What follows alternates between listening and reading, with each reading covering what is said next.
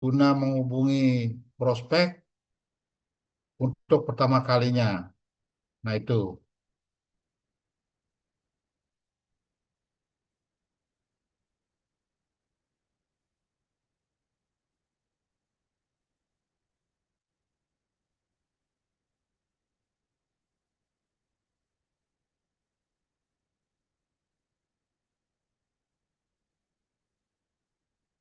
itulah kendala-kendala yang sering dihadapi mau ngangkat telepon, malu gitu ya. Ngomong apa, bingung gitu. Yang ketiga, penjual tidak memiliki keterampilan menjual yang cukup.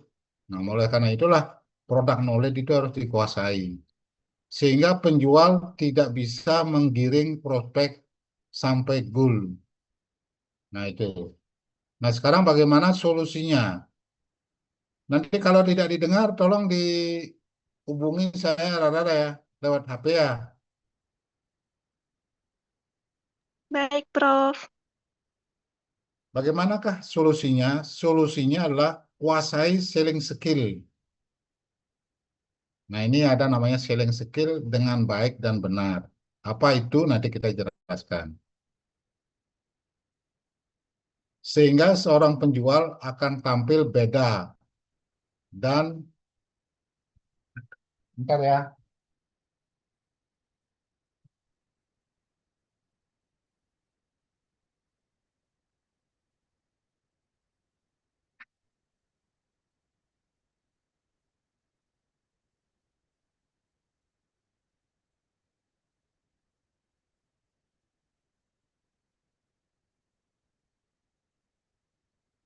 Jadi kalau selling skill, kuasailah selling skill dengan baik dan benar. Sehingga seorang penjual akan tampil beda dan pemenang yang luar biasa. Akan menjadi lebih andal, lebih bergairah, dan lebih sukses. Jadi biasanya kalau saya itu kita sentuh hati nuraninya. Misalnya orang itu punya anak yang kesayangan. Anak kesayangannya kita sebelum membuka selling skillnya ini, kita berikan apa? Coklat misalnya, kita berikan anaknya. Siapa namanya? Kok cantik sekali anaknya. Nah, seperti itu. Jadi prospek itu akan senang dia. Dibuat dulu senang. Gitu ya. Nah, itulah solusinya itu ya. Ini diganggu oleh orang yang baru-baru masuk ini, saya harus input dulu ya.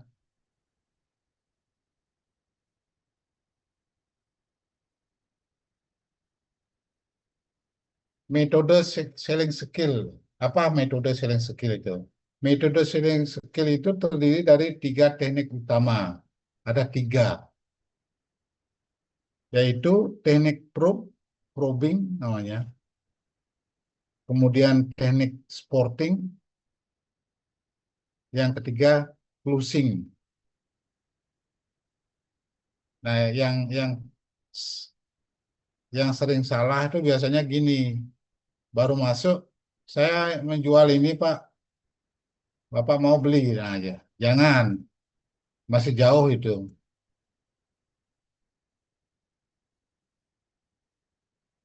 Kita harus melakukan probing dulu.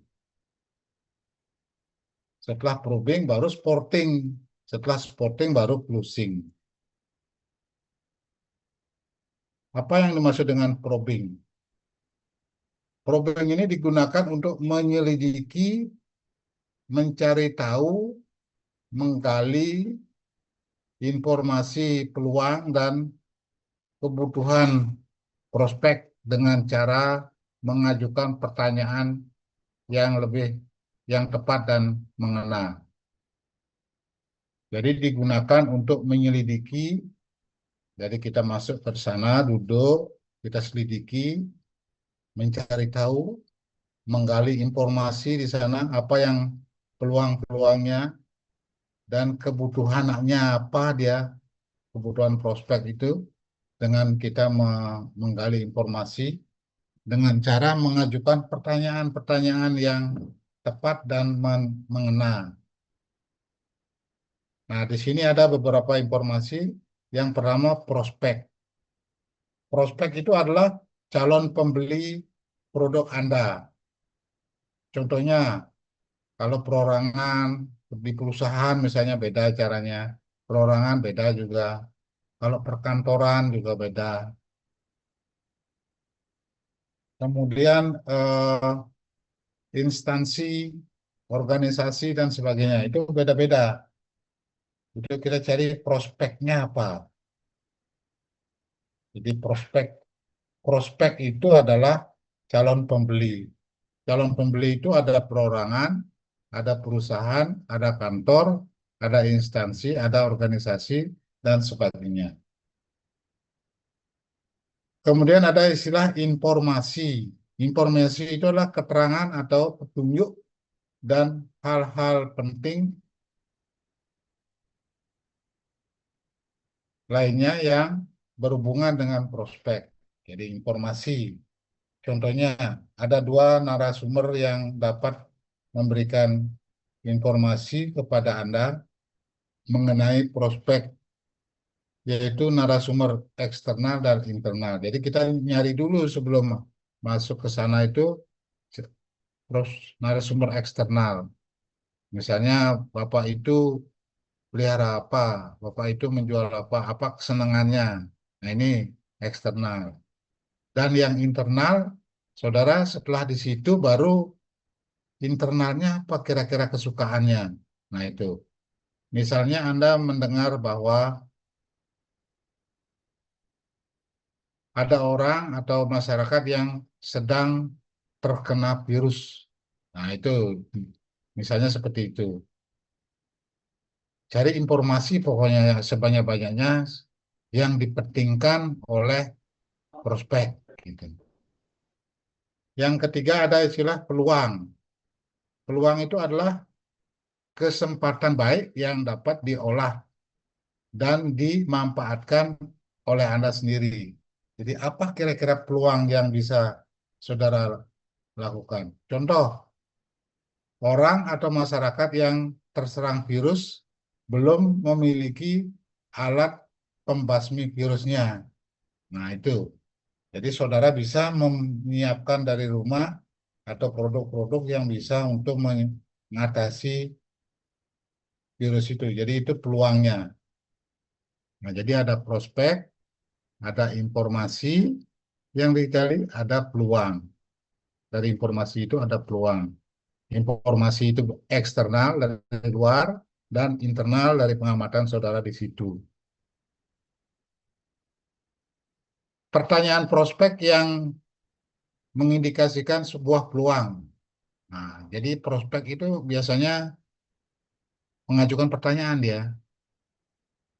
Saya belum memiliki, hmm, saya belum memiliki obat virus. Berarti itu peluang itu. Kalau saudara punya, bisa masuk kemungkinannya. Saya belum menggunakan sesuatu obat ini, misalnya begitu. Saya belum pernah menggunakan enrofloxacin. Saya belum pernah menggunakan paracetamol, misalnya begitu. Nah, itu peluang untuk Anda bisa memasukkan produk Anda sendiri. Produk yang saya pakai sudah tidak sesuai. Nah, itu peluang. Saya selalu menggunakan Combandrin misalnya untuk obat cacing, tapi tidak pernah sembuh. Nah, saudara punya peluang. Saya punya misalnya Hemisol. Nah, itu nanti bisa saudara push untuk bisa masuk. Nah, itu probing namanya itu. Produk yang saya pakai kurang-kurang atau tidak memadai. Jadi selama ini produk yang saya gunakan untuk ngobatin ayam itu, misalnya ayam, selalu kurang dan tidak memadai, tidak menuntaskan masalah. Nah, itu eh, teknik probing, probing seperti itu. Jadi peluang nantinya. Kemudian pelayanan atau servis yang saya dapatkan mengecewakan. Misalnya dia sudah berhubungan dengan dokter hewan lain, tapi servisnya itu tidak pernah menyenangkan. Jadi dia mengeluh, ini saya ditangani oleh dokter Anton, tapi dia tidak jelas itu, tidak pernah berhasil. Nah, misalnya seperti itu. Nah, ini pertanyaannya. Atau harga produk yang saya pakai terlalu mahal. Bagus sih, bagus, tapi terlalu mahal. Nah, itu peluang juga itu. Untuk saudara misalnya punya produk yang sama isinya, tapi lebih murah. Nah, itu ada peluang untuk masuk. Dan seterusnya, fitur, service, price. Nah, ini penting. Tiga ini kata kuncinya. Ada fiturnya, bagaimana produk itu, kemudian servisnya saudara sendiri bagaimana, dan yang ketiga harga. Nah, inilah peluang-peluang yang bisa saudara garap dengan dari pertanyaan prospek. Sampai di situ ada pertanyaan?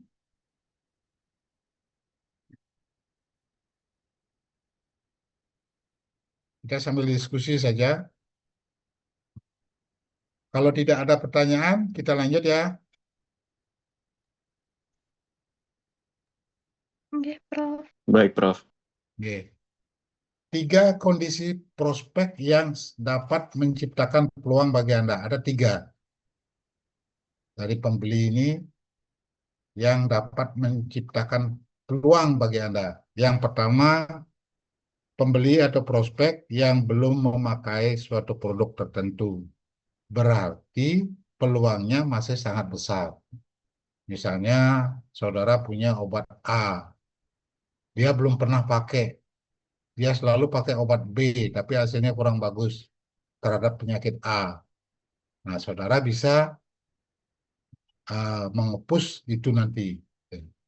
Yang kedua, pembeli atau prospek yang sedang memakai sistemnya sendiri secara apa adanya. Nah, biasanya peternak itu melakukan suatu sistem pemeliharaan yang apa adanya, tapi hasilnya kurang bagus. Berarti peluangnya juga masih besar. Misalnya saudara punya cara yang baik, yang berhasil, nah itu nanti saudara bisa ngepush di situ ya. Yang ketiga, prospek yang sedang memakai produk pesaing. Pesaing Anda, walau peluangnya kecil, tapi masih ada peluang yang dapat ditemukan jika Anda bisa menggalinya. Jadi dia sudah menggunakan obat dari pesaing.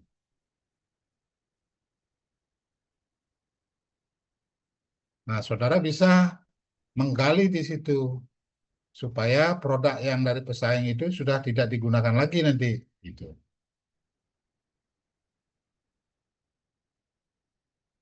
Jadi Anda jangan pesimis. Nah, biasanya kalau orang baru masuk, biasanya pesimis saja. Ah, tidak mungkin lah laku di situ. Orangnya kayak gini, ego sekali orangnya, misalnya begitu ya.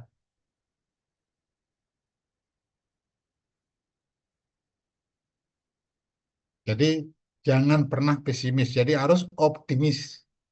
Saya harus masuk barang saya di situ, biar begitu. Itu teknik probing namanya.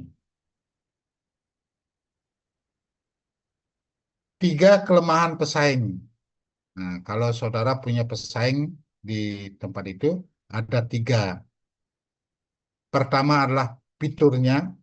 Apa itu fitur? Fitur itu adalah fungsi dan manfaat produknya kurang atau tidak memadai kebutuhan prospek. Nah, itu fiturnya harus saudara pegang. Fungsi dan manfaat produknya kurang kurang atau tidak memadai kebutuhan prospek. Itu peluangnya. pesaing. Jadi kelemahan pesaing di situ. Sehingga saudara bisa lebih baik dari dia. Yang kedua, pelayanan atau servisnya kurang memuaskan prospek. Misalnya, pas ayamnya sakit, ditelepon, oh ya Pak, nanti sore aja saya masih sibuk. Nah, seperti itu. Jadi kecewa dia, servisnya kurang baik. Nah, di situ nanti saudara bisa masuk, misalnya dipanggil, Dokter A, ayam saya sakit, siap, saya sekarang ke sana. Nah, itu modelnya. Jadi dia lebih respon. Yang ketiga, biaya atau harga produknya terlalu mahal bagi prospek. Nah, ini yang kadang-kadang agak sulit. Memang mahal memang. Kalau saudara punya produk yang lebih murah atau sama tetapi lebih baik, nah itu mungkin bisa masuk. Jadi ada tiga kelemahan pesaing. Pertama fiturnya, yang kedua pelayanannya, yang kedua harga yang mahal.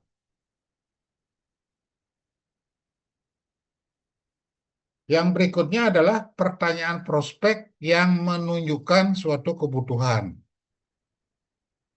Ini harus didengarkan betul-betul dari kita yang akan memasukkan produk di situ. Biasanya dia mengucapkan begini, saya butuh ini. Nah, saudara bisa ada reka-reka, oh saya punya. Saya perlu servis yang baik, misalnya begitu. Saya ingin ayam saya selalu sehat dan dipantau oleh dokter hewan. Nah, itu ada peluang itu. Yang berikutnya, saya mau obat yang lebih murah. Saya mau dilayani. Saya mau diservis dengan baik ayam saya supaya sehat gitu. Saya berminat membeli produk yang lebih baik supaya saya tidak rugi. Saya berminat dengan dokter yang kemampuan untuk menangani ayam saya itu yang lebih baik. Itu misalnya. Saya mencari obat cacing, misalnya seperti itu. Saya mencari obat CRD. Saya mencari obat untuk mengatasi senot. Saya mencari apa dan seterusnya. Banyak. Nah, di situ didengarkan dengan baik pada teknik probing sini. Nah, di situ saudara akan mendapatkan peluang untuk bisa masuk.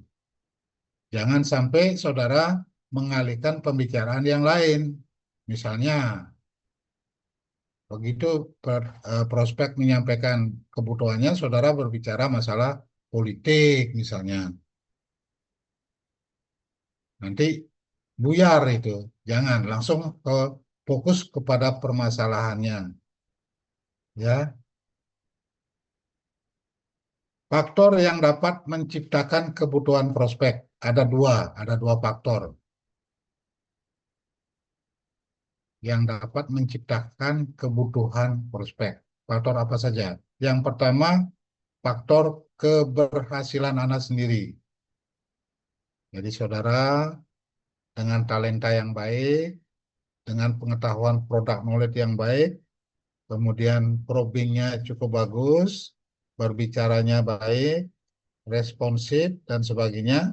Nah, itu faktor keberhasilan Anda. Oh, saya megang peternakan di Karangasem, tempo hari begini, begini, begini, saya tangani bisa sembuh. Jadi orang yang tawari itu akan ini. Artinya begini, bisa sampai timbul kebutuhan prospek terhadap produk Anda.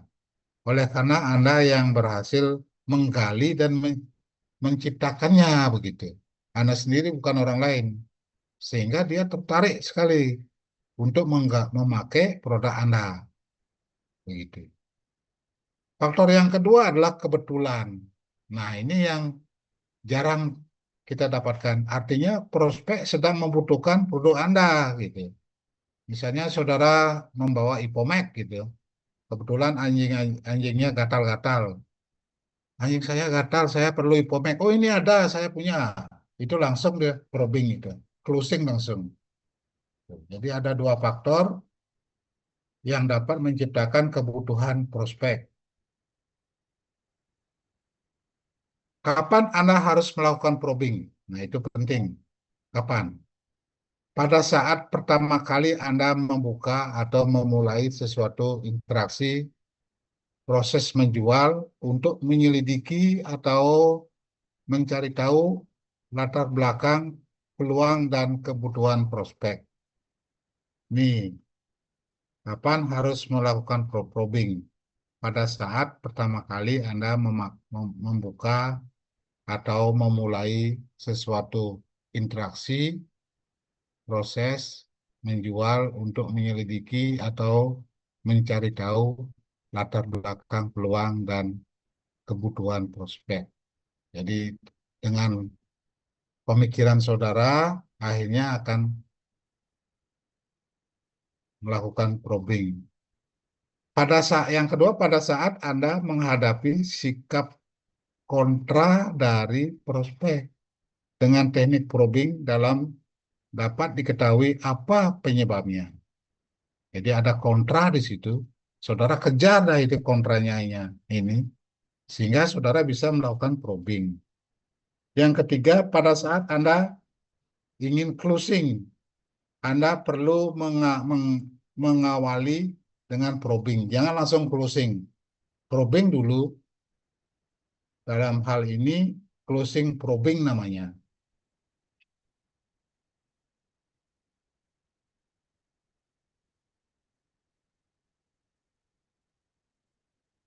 Closing probing namanya. Untuk memastikan sikap prospek yang telah menyetujui atau menerima produk Anda. Nah, ini penting sekali ini. Kalau sudah sampai di sini, saudara kemungkinan itu akan berhasil. Ya.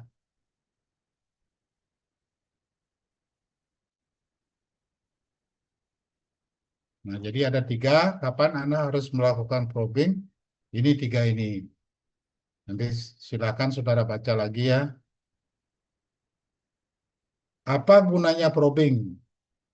Probing ini gunanya ada tiga. Satu, mengidentifikasi informasi, peluang, dan kebutuhan prospek. Jadi kalau kita ke sana kan tidak tahu apa sih kebutuhannya A, B, C, D, E. Nah, itu saudara yang menggali dengan teknik tadi. Yang kedua adalah mengkualifikasikan prospek. Dikualifikasikan. Apakah prospek yang Anda hadapi adalah benar-benar prospek atau bukan? Nah, jadi dari pertanyaan-pertanyaan yang saudara sampaikan itu ada yang sekedar menanggapi aja, ada yang serius, betul-betul membutuhkan, ada juga. Nah, itulah gunanya dari probing. Mengetahui dan memastikan sikap prospek terhadap produk Anda. Jadi mengetahui.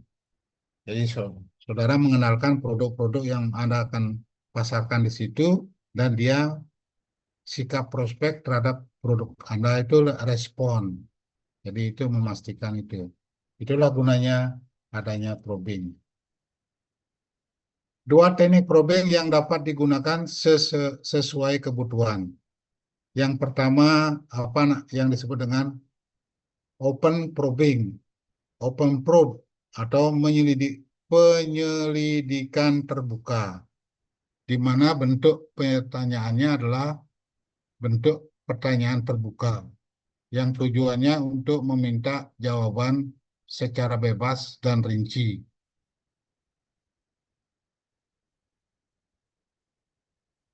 dari prospek. Kata kunci pertanyaannya, bagaimana? Bagaimana ayam Bapak sekarang produksinya? Kalau petelur misalnya, mengapa ayam Bapak sering sakit? Misalnya begitu. Apa yang Bapak lakukan kalau ayam Bapak sakit? Dan seterusnya. Nah, itu langsung pertanyaan terbuka, namanya open probe. Ada juga yang kedua adalah close probe, jadi tertutup atau penyelidikan tertutup dengan bentuk pertanyaan tertutup. dengan tujuan untuk meminta jawaban iya atau tidak dari prospek. Jadi dipukul rata aja. Pak, ayamnya pernah sakit? Pernah atau tidak? Iya atau tidak? Bapak pernah rugi? Iya apa tidak? Jawabannya, Bapak pernah rugi? Ya, tidak. Nah, jadi itu tertutup. Kata kunci pertanyaannya, apakah ayam Bapak sudah diberikan vitamin? Ya, tidak. Itu jawabannya. Bukankah produksi telur Bapak, ayam Bapak rendah? Bisakah Bapak untuk meningkatkan produksi telur? Kapan Bapak memberikan obat cacing? Di mana Bapak biasanya beli obat? Berapa banyak Bapak punya ayam? Nah, seperti itu. Jadi namanya closing probe. Jadi mendapat jawaban ya atau tidak. Nih, dua teknik probing yang digunakan sesuai kebutuhan. Jadi lihat-lihat di situ. Nah, itulah kata kunci daripada probing itu. Kalau sudah probing, kelihatannya akan bisa closing, saudara langsung belajar teknik closing. Teknik apa? Sporting namanya. Nah, ada teknik sporting. Teknik sporting ini digunakan untuk mendukung atau menyokong atau memasok kebutuhan prospek dengan fitur, kebutuhan, fungsi, dan manfaat dari produk Anda. Fitur adalah spesifikasinya. Jadi saudara punya obat yang spesifik dari suatu produk spesial, spesifikasinya. Jadi tidak ada yang lawan istilahnya. Spesifik saudara punya produk. Fungsi, kebutuhan dari suatu fitur. Jadi kebutuhannya ada. Misalnya sering sekali ayam saya kena CRD misalnya. Nah, kebetulan saudara punya produk yang spesifik. Gitu. Kemudian manfaat, nilai dari suatu fungsi. Jadi nilainya dari suatu kegunaan itu. Apakah menguntungkan kalau digunakan atau malah merugikan. Nah ini namanya teknik sporting. Kapan Anda harus melakukan sporting? Ada dua. Pada saat prospek telah menjawab probing Anda dengan menjelaskan kebutuhannya. Jadi kebutuhan daripada prospek itu sudah jelas. Kalau untuk saudara memprobing itu, saya butuh obat cacing, tapi yang bisa membunuh telur, larva, dan cacing dewasa, gitu misalnya. Nah, saudara kebetulan punya yang namanya misalnya albendazole misalnya. Gitu. Prospek, pada saat prospek telah menjawab probing Anda dengan menjelaskan kebutuhan. Saya memang butuh itu. Bapak punya enggak? Nah, di situ langsung teknik sportingnya dijalankan. Yang kedua, ketika Anda telah mengetahui kebutuhan prospek. Dari probing itu, saudara dengan pinter, sehingga tahu kebutuhan prospek itu. Oh, saya membutuhkan obat vitamin yang mengandung asam amino, misalnya begitu, yang ada plusnya. Oh, saya perlu vitamin C. Dan kebutuhan tersebut dapat disokong dan atau dipenuhi oleh produk Anda. Gitu ya. Jadi Anda jangan sampai, saudara jangan sampai menyebut produk orang lain, tidak boleh. Mengingatkan memori dia. Jangan sampai menyebut produk orang lain. Nah, di sini, kapan Anda harus melakukan pro supporting? Pada saat prospek telah menjawab probing Anda dengan menjelaskan kebutuhannya. Oh, saya memang membutuhkan sekali obat cacing yang bisa membunuh ketiganya, telur, larva, dan obat cacing dewasa. Saudara punya. Nah, di situ langsung dilakukan teknik porting. Ketika Anda telah mengetahui kebutuhan prospek dan kebutuhan tersebut dapat disokong atau dipenuhi oleh produk Anda. Nah, jadi lakukanlah teknik pro sporting tersebut. Jadi tidak memang rumit kalau kita ingin memasukkan barang tidak sembarangan. Bagaimana cara melakukan sporting? Membenarkan serta mendukung apa yang menjadi kebutuhan prospek. Nah, apa kebutuhan dia? Oh, saya perlu telur ayam saya lebih besar. Oh iya Pak, memang telur ayam ini Bapak ini agak kecil-kecil. Jadi membenarkan serta mendukung apa yang menjadi kebutuhan dia. Memang agak kecil ini, sehingga perlu penambahan asam amino. Kebetulan saya juga punya. Nah, seperti itu modelnya. Saya punya. Jadi kegunaannya ini, pemberiannya seperti ini. Langsung saudara promosi di situ yang sebesar-besarnya. Sebelum melakukan sporting, awali terlebih dahulu dengan close product, close probe. Jadi probe tertutup yang tadi itu, ya tidak, ya tidak. Apa sudah pernah diberikan? Ya, tidak. Untuk memastikan kembali maksud prospek mengenai kebutuhannya, supaya lebih fokus gitu ya. Yang kedua, memperkenalkan dan mempresentasikan serta mengusulkan atau merekomendasikan fiturnya, spesifikasinya itu, kemudian fungsinya, nilainya, dan manfaatnya, nilainya dari produk Anda kepada prospek. Nah ini bagaimana cara melakukan sporting itu. Ada dua cara ya. Jadi saudara nanti kalau menjadi sales, technical skill, setelah dokter hewan diberikan mobil oleh perusahaan, disuruh menjual obat keliling, saudara gunakan teknik-teknik ini. Kata kuncinya atau notas, mempresentasikan fitur. Masih ingat fitur? Apa itu fitur?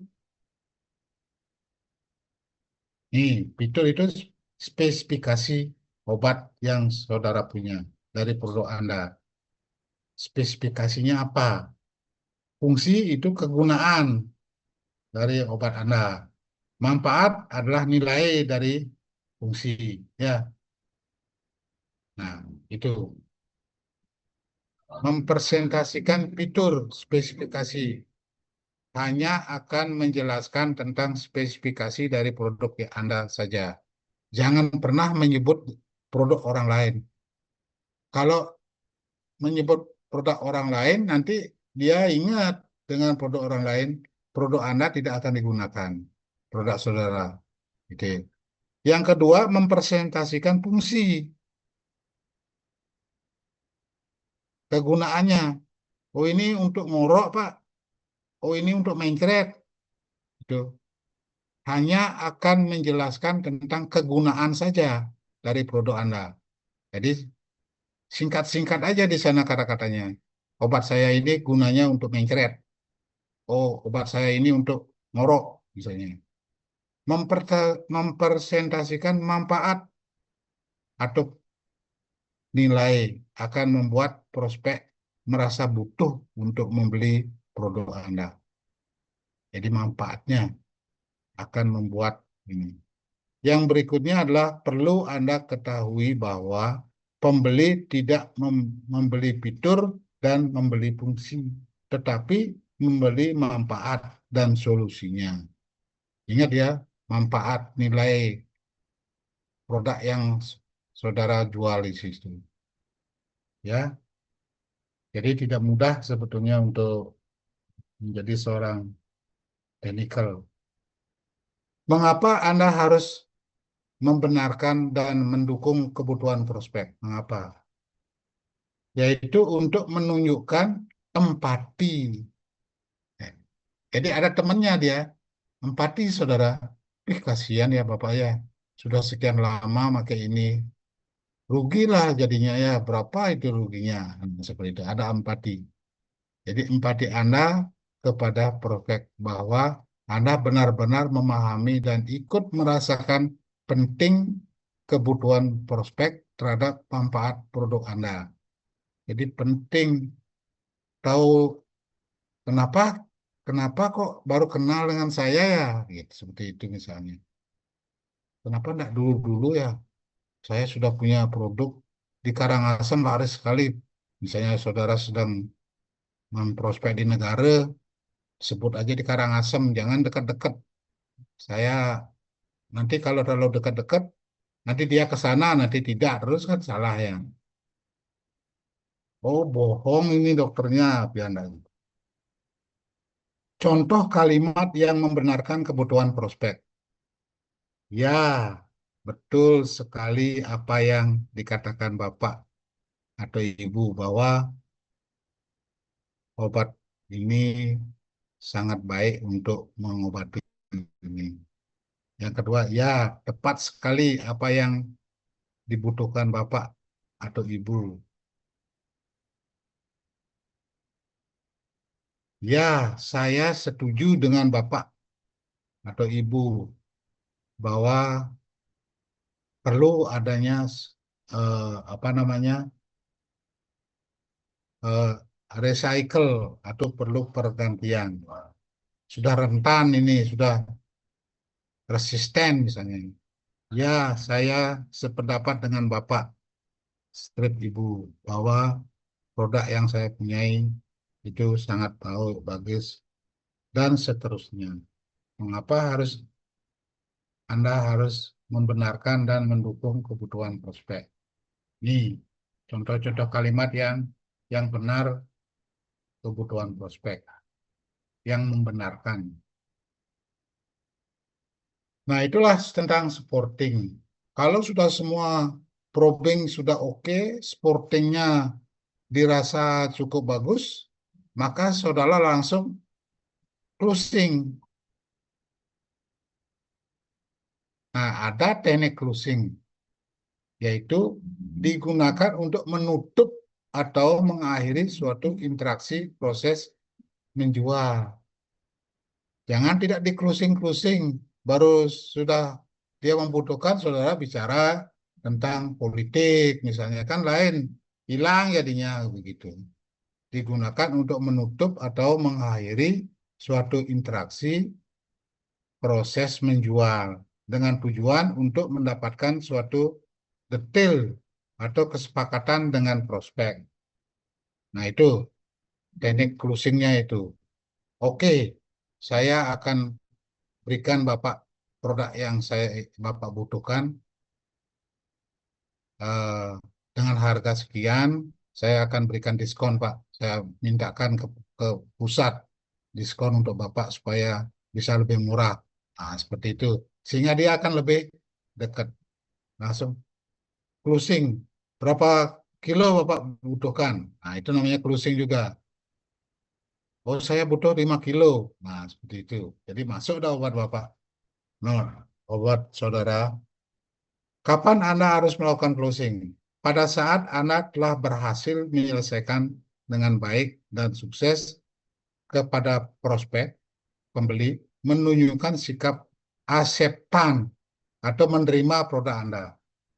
Kalau dirasa sudah menerima produk Anda, saudara langsung lakukan closing. Berapa Bapak perlu? Kapan saya bawakan? Seperti itu. Jangan bertele-tele lagi. Kalau bertele-tele lagi, maka dia akan lupa lagi gitu. Jangan cerita yang lain-lain, langsung di closing sehingga dapat orderan. Sikap akseptan atau buying signal namanya. Kadangkala sikap ini tidak terlalu nyata. Biasanya yang nampak hanya buying signal atau isyarat membeli.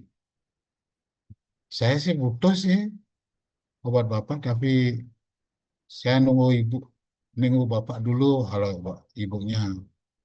Nah, itu isyarat. Langsung aja di closing. Sehingga hal ini sangat memerlukan keahlian dan ketajaman naluri anak untuk membaca atau menangkap buying signal dari prospek. Jadi kemungkinan buying atau membeli, sinyal membelinya itu biasanya langsung ditembak aja. Nanti saya bawakan 10 kilo, ya Pak ya. Nah, seperti itu. Pertanyaan prospek yang menunjukkan sikap acceptan buying signal adalah secara verbal bisa dan secara visual, bahasa tubuh. Ya, saya mau. Nah, itu misalnya. Ya, saya suka. Ya, saya setuju. Ya, kelihatannya bagus. Ya, kelihatannya cocok. Ya, sepertinya praktis. Ya, kelihatannya canggih. Ya, harganya murah. Langsung lah di closing. Kalau bahasa tubuhnya, ekspresi wajah yang senang, gembira, senyum, puas, langsung juga closing. Menganggukkan kepala. Nah, itu bahasa tubuh itu. Ya, anggut-anggut dia. Saya bawakan 10 kilo, Pak ya. Anggut-anggut dia, berarti beli. Dan sebagainya. Langsung ajukan kertas, lembaran, tulis, Bapak ini, namanya ini, order obat enrofloxacin 10 kilo. Langsung minta tanda tangan ke Bapak itu. Supaya tidak lupa. Nah, setelah dapat tanda tangan, berarti dia sudah order. Jadi saudara berhasil.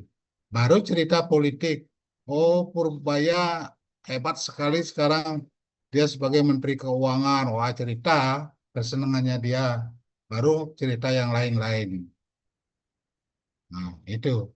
Jadi fokus dulu. Setelah dapat tanda tangan, baru cerita yang lain. Atau misalnya kalau basa-basi, saya Ibu udah punya kopi, Ibu. Saya mau minta kopi. Basa-basi yang ingin supaya dekat gitu loh. Saya biasa minum kopi, tapi jangan diisi gula ya, Pak ya. Nah, seperti itu. Jadi akrab kelihatannya. Nah, itu. Bagaimana cara melakukan closing? Ini ada 4 cara. Menyimpulkan kembali kebutuhan prospek. Jadi menyimpulkan, oh Bapak memerlukan ini. Ayam Bapak 10.000, jadi kalau saya hitung kebutuhan obat cacingnya adalah, ntar dulu saya ambil kalkulator, hitung, oh sekian, serta manfaat produk yang telah diterima atau disetujui oleh prospek selama pembicaraan tadi. Kemudian order, mengajukan salah order untuk ditandatangani oleh prospek. Nah, itu yang tadi saya katakan. Jika prospek belum mau menandatangani, maka lakukan probing lagi dengan menggunakan closing probe.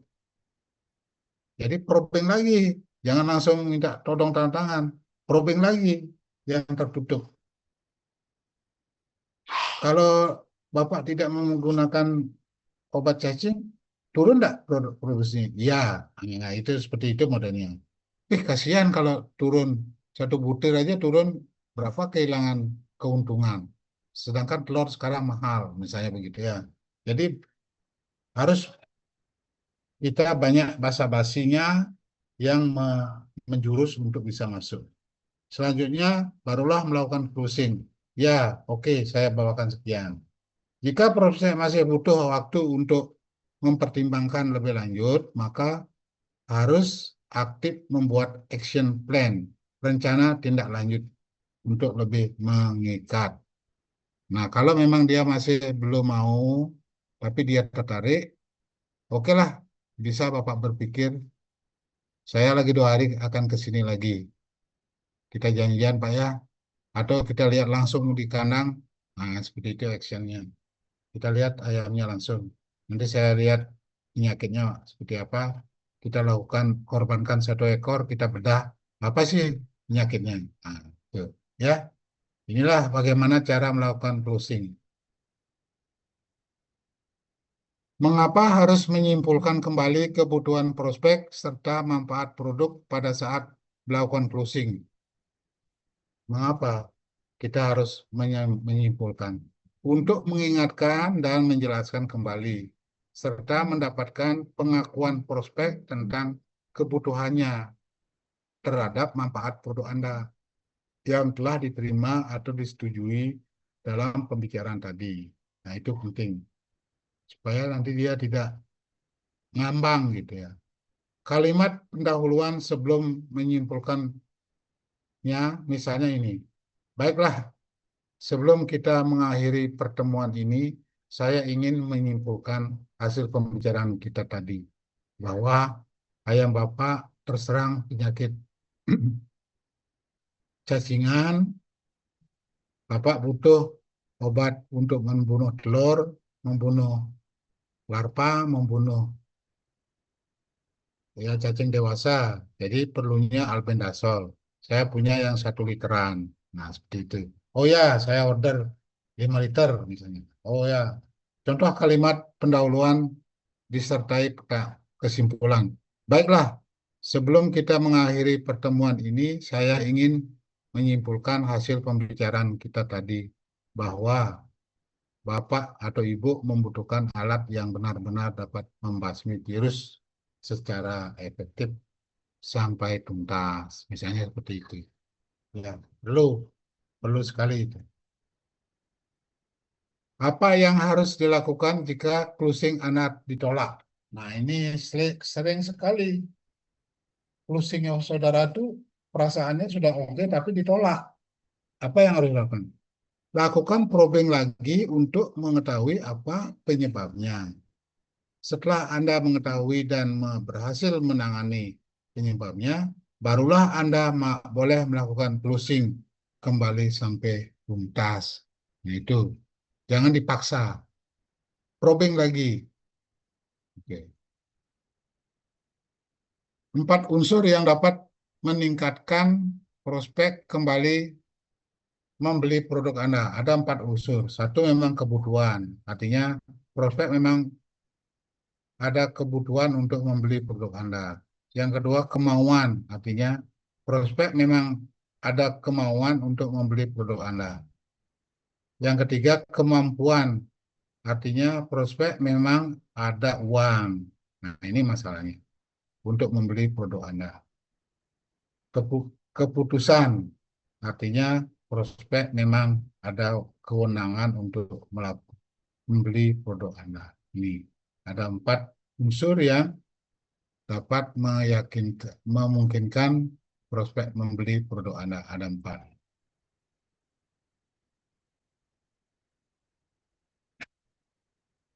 Sikap beberapa istilah ini ada sikap akseptan, sikap prospek yang menerima atau menyetujui. Ada sikap skeptis, sikap yang menyaksikan atau meragukan produk Anda. Nah, ini perlu probing lagi ini.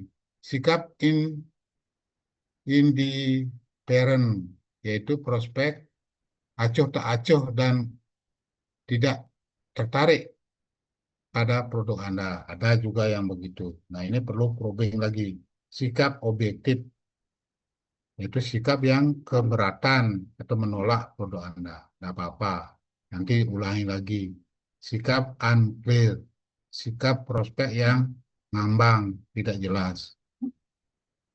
Kemauan dan pendiriannya. Nah, inilah ada 5 macam dari prospek itu. Ada yang akseptan, ada yang skeptis, ada yang indifferent, ada yang objektif, ada yang unclear. Nah, untuk yang ke-5, 1 sampai 5 ini, saudara kembali ke kantor, besok paginya saudara sampaikan ke atasan saudara, minta tolong. Bagaimana caranya? Orangnya skeptis sekali. Nanti kan mendapat sikap prospek itu menerima, menyetujui produk Anda. Ini yang perlu didapatkan yang akseptan. Nah, biasanya yang skeptis ini atau indifferent atau yang objektif menolak gitu ya, atau yang unclear jadi ngambang. Nah, ini diskusikan dengan pimpinan supervisor Anda sehingga bisa lagi diulangi probing lebih lanjut. Kapan prospek menunjukkan sikap akseptan? Pada saat setelah Anda berhasil melakukan probing dan sporting dengan sukses, sehingga akhirnya prospek dapat menerima atau menyetujui Anda, produk Anda. Apa yang harus dilakukan jika prospek sudah menunjukkan sikap akseptan atau buying signal? Anda segera harus melakukan closing. Jangan lagi mencela-mencela, langsung closing. Mintakan order.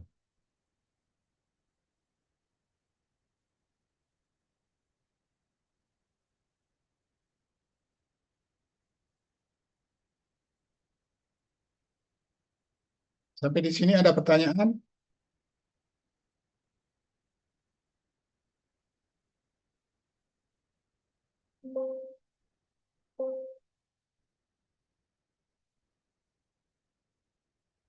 Sikap akseptan.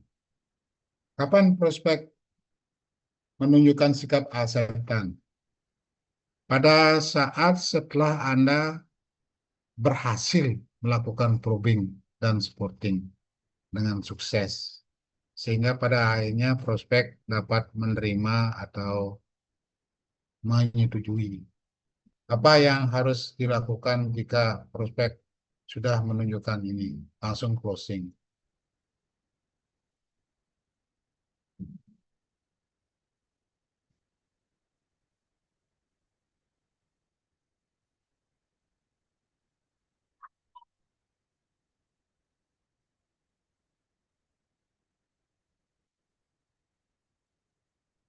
Kapan prospek menunjukkan sikap skeptan? Nah, nanti bisa dibaca sendiri ya, ini sikap-sikap ini. Apa yang harus dilakukan jika prospek Anda ditolak, produk Anda ditolak oleh prospek? Apa yang harus dilakukan? Sikap indifferent, apa apa yang harus dilakukan? 4 alasan sehingga prospek bersikap indifferent. Sikap objektif, beberapa alasan sehingga prospek bersikap objektif. Ini hal-hal yang perlu diperhatikan pada sikap objektif. Ini sikap unfair. Bagaimana cara menangani atau menghadapi prospek yang bersikap unfair? Seorang penjual harus bisa mengolah informasi menjadi peluang. Ya, ini penting nih. Peluang menjadi prospek, prospek menjadi pembeli, pembeli menjadi pelanggan. Ini jangan sampai lupa ini. Informasi menjadi peluang. Karena saudara nanyakan sesuatu, oh ada peluang. Setelah menjadi peluang, menjadilah prospek. Setelah menjadi prospek, menjadi pembeli. Setelah membeli, menjadi pelanggan. Menjual adalah bekerja adalah berpenghasilan tak terbatas.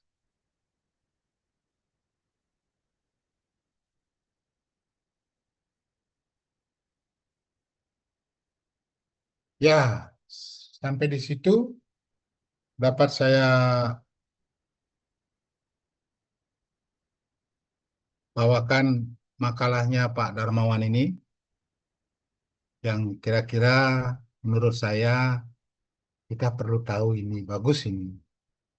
Ini Pak Darmawan orang yang berhasil dalam melakukan selling penjualan. Ada pertanyaan? Sejauh ini sudah jelas, Prof. Sudah jelas ya? Nanti baca-baca ya. Nggih, Prof. Nah, kemarin saya ke kantor, sudah ada yang mengumpulkan baru 1 orang paper yang akan saya nilai. Untuk teman-teman lain, silakan dipercepat membuat paper ya. Untuk minggu depan, ini kan galungan ini hari Rebunya. Apa hari Kamisnya kita kuliah atau kita libur saja?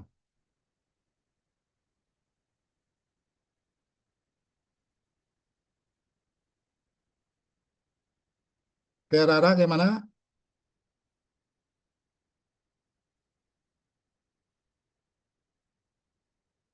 Halo, Nggih, Prof. libur aja ya. Nggih, Prof. Ya kan habis hari raya kan mau melali malu masa belajar ya. Nggih, Prof. Nanti minggu depannya baru kita kuliah lagi ya. Baik, Prof. Ya, oke.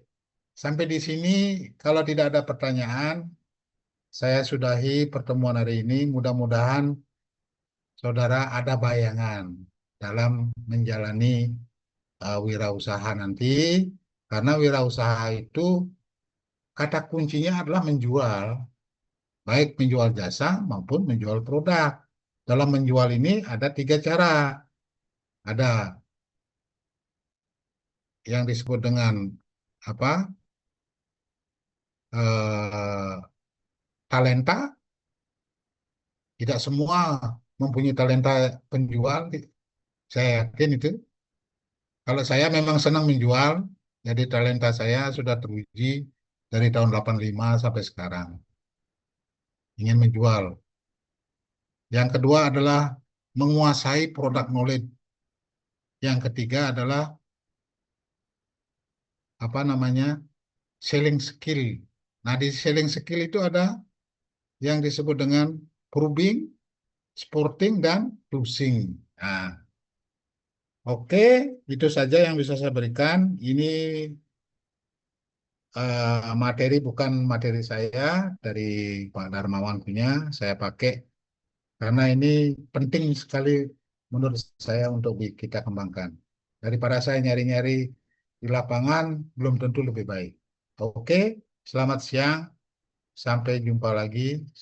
Selamat berhari raya bagi teman-teman yang beragama Hindu, Hari Raya Galungan. Terima kasih. Izin saya lab. Terima kasih, Prof. Terima kasih, Prof.